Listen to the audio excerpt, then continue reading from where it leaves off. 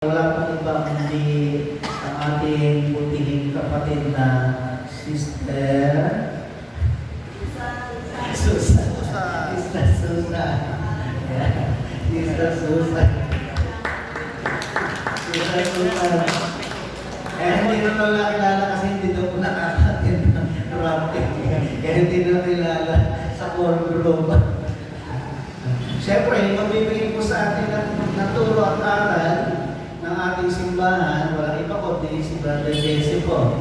So, hintay po natin yung pagdating niya. Malaking bagay po kasi yung punto ni Brother Jesse sa pagtuturo po ng mga aral sa ating simbahan. Malay niyo ba, matapos po talaga itong Bible study ay lahat ng CCC ay ma-discuss natin. Napakahaba po sa kanon na yun, yung mga teaching doon.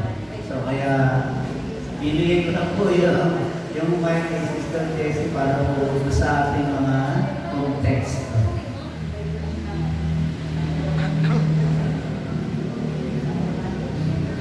Ito po, magandang gabi po sa lahat. Siguro po na, yung mga nagpagkakabarandan pwede pong lumapit. So yung nabasa po natin, yung sa Ebanghelyo ni San Juan, anong Ebanghelyo ni San Juan? Chapter 14, verse 1 to 12. Pag po nababasa natin yung Ebanghelyo, ano po yung pumapasok sa inyo? Saan po natin narinig na nababasa?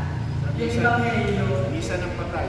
Kapag po may misa ng patay, pag po may dasal sa patay, di po ba? Yun po yung binabasa ko sa lagi sinasabi doon na ako ang daan, nagkatotohan ng buhay. Tapos maghahanda kayo na maritirhan. Kaya po, yung Ebanghelyo ngayon, familiar sa atin na malimit po natin marinig sa mga misa sa patay.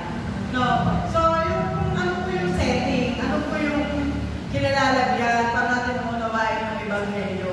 Ito po ay, di ba, tayo po ay nasa linggo ng pagkabuhay. Tayo po ay nasa ikalimang linggo ng pagkabuhay. Ngayon, ang ating mga pagbasa ay galing kay San Juan. Ngayon, ano po yung setting nito ng ating pagbasa? Ito po yung nangyari noong sa upper room, sa Webby Santo, na pinakausap ni Jesus ang kanyang mga alagad. Siya yung unti nagpapaalam sa kanya. Kaya po, ito po ay bahagi ng sinasabi nating farewell discourse. So sabihin, pamamaala. Inihanda na niya, bakit nababagabag? Inihanda na niya ang kanyang mga alagad sa kanyang pag-alis. Bakit nababagabag, di ba? Sinabi ni Jesus, malapit na siyang patayin. Ano pa? Siya'y tatakwil ni Judas. Siya'y pagkakanulo ni Pedro. So yun po yung pangyayari sa upper room. Kaya tapos, saan po kayo pupunta? Sabi gano'n. So nababagabag. Kung bakit nababagabag, nalulungkot ang kalooban ng kanyang mga alagad. Yun. So, kasabi ni Jesus sa verse 1, huwag kayong magbagabag. Manalig kayo sa akin. No? Yun po. Kaya nga po, mula dito sa Ebanghelyo, ang muna natin makikita ay ang pagpawi sa pagkabagabag. Paano pinawi ni Jesus ang pagkabagabag? Bakit ba sila nagkabagabag? Paano pinawi ang pagkabagabag? Ang sabi ni Jesus ay,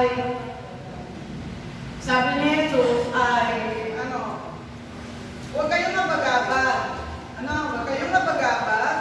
Sinabi ni Jesus sa kanyang mga alagad na huwag kayong matakot, siya ay aalis. Tapos, ako ay ipaghahanda ko kayo ng maraming silid. So, gano'n niya inalin. Paano niya magpapawi ang pagkabagabag? Aalis ako, pero ipaghahanda ko kayo ng maraming silid. Doon sa maraming silid sa bahay ng aking ama. At mangangako ako na ako ay babalik. So, gano'n niya tinawi ang pagkabagabag. Tapos, di ba sinabi ni Tomas, saan po yung daan? Paano kami makakapunta sa inyo? Hindi naman namin alam.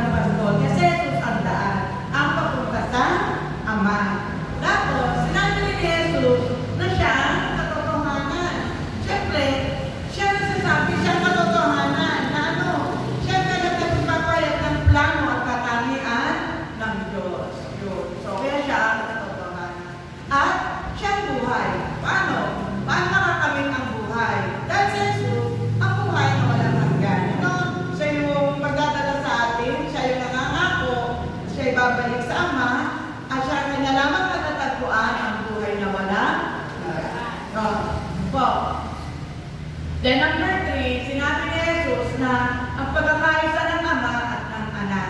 Diba? Sinabi niya na ako, pag nakita niyo ako, nakita niyo na ang Ama, nakakilala sa akin, nakakilala sa Ama. Nandun yung tatlong, yung pananatili, andun yung banal na Trinidad, nagkakaisa sila. No? So, ang nakakilala sa Ama, nakakilala kayo.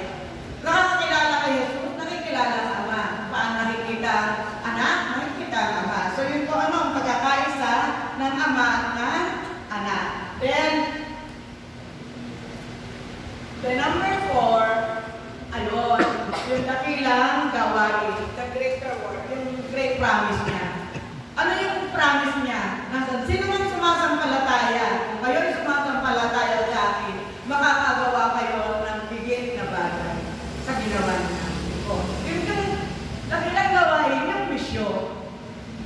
Dahil dito sa Ebanghelyo natin ngayon, ay pinangako ni Jesus na nananalig sa kanya ay makakagawa ng mga dakilang bagay at hindi dahil sa sariling kakayahan, kundi dahil sa kapangyarihan ng banal na Espiritu na ipapadala niya, diba? So ngayon, sa ating Ebanghelyo ngayon, sa Fifth Sunday nito, ay nakatuon sa pagtitiwala, pag-asa, pagkakakilala ni Jesus bilang ang tanging daan patungo sa Ama. Kaya nga po, ilang linggo na lang bago siya pupunta sa Ama, kaya nga po yung pamamaalam niya. Ito po yung simula ng kanyang pamamaalam. Dahil ilang linggo na lang, pagkatapos sa isang linggo, saka-anim na linggo sa isang linggo, so susunod, aakyat na si Jesus sa Ama, kaya siya nagpapaalam. No? So yun po. So ngayon po, paano natin i-connect ang unang pagbasa? Sa unang pagbasa, mula sa Gawa ng mga Apostol, chapter 6, verse 1 to 7, di ba po ang ating topic ay ako ang daan, ang katotohanan at ang buhay. So sa unang pagbasa, paano natin isasabuhay ang pasasabuhay ng daan? Ipinapakita dito kung paano kumilos ang unang simbahan na magkaroon ng problema sa pagpapakain sa mga byuda. Nagkaroon ng problema. Kaya ngayon, ang ginawa, nagpumili sila ng pitong diakono. Pitong diakono na tutulong. So, ganun na tulungan ang unang simbahan. Kaya nasa servisyo at paglilingkod, yan, pinili ang pitong diakono upang matiyak na walang napapabayaan habang ang mga apostol ay nakatutok sa panalangin at pag-aaral. So, nandun yung tulungan, yung pagpapakain ng mga byuda, hindi na lang ginagawa ng mga apostolan. Ang mga apostol ngayon, nakatutok sa panalangin at pangangaral habang ang mga byuda ay tumutulong naman sa pagbibigay na pagkain. Kaya kung paano na ang koneksyon, ang paglilingkod sa kapwa ay ang konkretong paraan ng pagsunod sa daan na itinuro ni Jesus. Yun. Paglilingkod sa kapwa ay ang konkretong paraan ng pagsunod sa daan na itinuturo ni Jesus. So yun po yung sa unang pagbasa. Ngayon naman po, sa ikalawang pagbasa, yun po ay mula sa ikalawang sulat ni Pedro. Bakit ikalawang pagbasa? Unang sulat ni Pedro, Kabanata 2, 4 hanggang 9. Dito po, tinutukoy po yung cornerstone, yung madulubang bato, pundasyong bato, cornerstone. Kasi po noon, siyempre noon ang mga Israelita, di ba, naging alipin.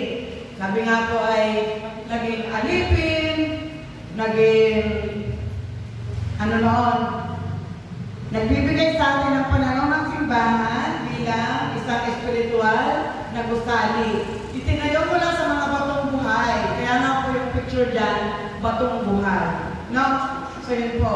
Kasi noon, ang ating mga ninutong Hudyo, sa panampalataya dating mga alipin ng mga Ehipsyo, tapos napatapon sa Babylonia. So yun po. Ngayon po, si Jesus, bilang isang panunong bato, napakahalaga sa kanila ang pagtatayo ng matibay na bato. Kaya nga po, naging pundasyon yung bato. So napakahalaga po yun. Ngayon, ang batong buhay ay nilalarawan si Kristo bilang pundasyong bato na mahalaga sa mata ng Diyos, ngunit itinakwil ng mga tao. Diba? Hindi siya pinakinggan. Siya pa naman yung panunukang bato, yung pundasyon, pero tinakwil siya ng mga tao. Pinapatay. Tapos, sa ating identidad, ating identity, kakilanlan. Tayo ay tinatawag ng mga batong buhay na bumubuo sa isang espiritual na gusali, isang piniling lahi at makaharing pagkapani. So tayo din, wala nang tayo binyagan, tayo po ay nakibahagi bilang isang pundasyong bato na pagkakakilanlan tayo mga pinili din. Ano? Pinili din tayong lahi at makaharing pagkapani. So yun po yung ating pagkakakilanlan.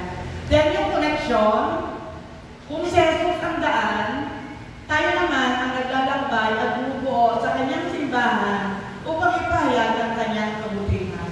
No? So, tayo din, bilang daan, tayo din po ay tinatawag na maging batong buhay. Tayo naman ay naglalakbay at bumubuo sa kanyang simbahan. Dahil nga tayo binyagan, bahagi tayo ng cornerstone na yan, na tinatawag ang batong buhay sa simbahan upang ipahayag ang kanyang kabutihan. So, yun po yung connection sa daan. No? Number, ano na ang susunod? Ang ating salmo. Ano po ang ating salmo? Kaya na nga po natin na yun. Poon, pag-asa ka namin, pag-ibig mo'y aming bilig. So, sa Salmo 33, ay ito po isang awit ng papuri at pagtitiwala sa katapatan, katwiran at pag-ibig ng Diyos. Binibigyan din nito ang kagalakan sa pagpupuri. Makikita po natin sa verse 1 to 2. Kagalakan ng pagpupuri. Ang katapatan ng salita gawa ng Diyos sa verse 4 to 5. At ang kanyang proteksyon at pagkalinga sa mga nagtitiwala sa kanya. So yun po. So kung gagawin po natin, kung mumuni-muniin po natin yung poon, pag-asa ka namin, pag-ibig mo'y aming hilig, ito po ay bahagi ng salmo na ginagamit sa minsan upang ipahayag, pinapahayag ang tiwala na ang pag-ibig ng Diyos ay nagbibigay ng seguridad sa gitna ng mga pagsubok. So yun po. Yun, nagtitiwala. Pag-asa ka namin, may seguridad tayo na tayo ay binibigyan seguridad sa gitna ng mga pagsubok. Sa buod,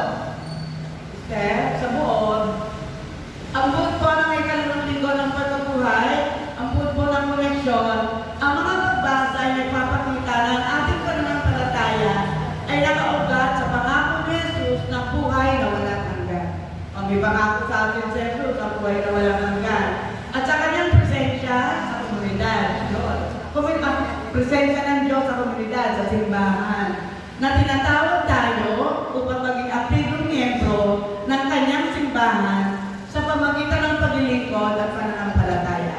So, yun po yung nasa verse 12. Yung sumasampalataya. Tinatawag tayo maging aktibo, no? Na maging miyembro aktibo ng simbahan sa pamagitan ng paglilingkod at pananampalataya. So, tayo po ay tinatawag upang maging mga buhay na bato. Yan. Na nagdadala ng liwanag ni Kristo sa mundo upang matiyak na magpapatuloy ang misyon ng Ebanghelyo. Kaya yung kung Ebanghelyo natin ngayon, ipinakikilala ni Jesus, siya ang daan, katotohanan at ang buhay. Pero masunod, may tawag sa atin, may hamon sa atin. Tayo din po ay maging misyonero. Dahil tayo sumasampalataya, tayo ngayon ang maghahatid sa iba, paano maging daan para sa iba at maging liwanag upang makamit ang buhay na walang hanggan. Salamat po.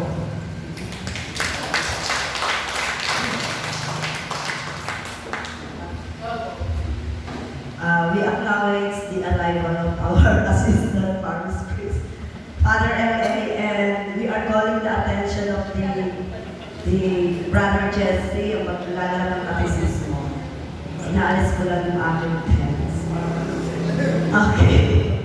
So, para maging buhay ang ating Bible study for this month, dahil na-miss ko ang Bible study, at